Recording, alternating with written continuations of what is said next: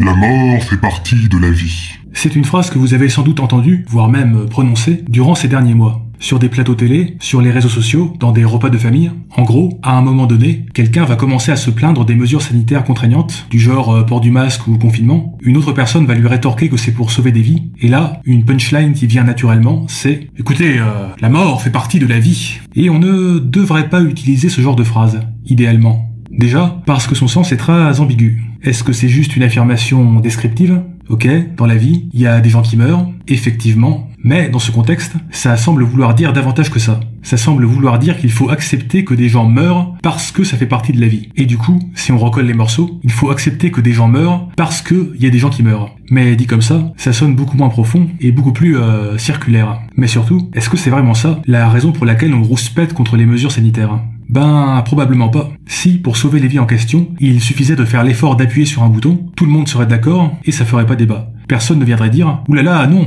il ne faut surtout pas appuyer sur ce bouton, parce que la mort fait partie de la vie ». Non, si on rouspète, c'est parce qu'on trouve, à tort ou à raison, que le prix à payer pour sauver ses vies, là, il est un petit peu trop élevé à notre goût.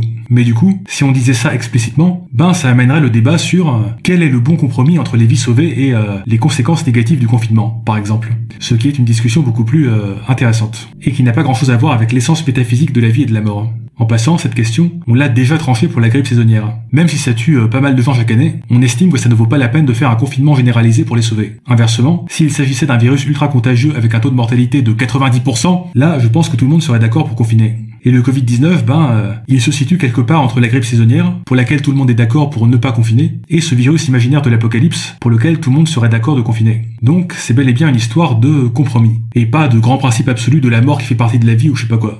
Donc déjà, n'utilisez pas ce genre de phrase. À chaque fois que vous le faites, un bébé pangolin meurt quelque part, en expulsant un nouveau virus dans son dernier souffle. Et si c'est votre oncle Hubert qui l'utilise, eh bien, plutôt que de vous énerver, vous pouvez essayer de l'amener à reformuler plus clairement ce qu'il veut réellement exprimer à travers cette phrase.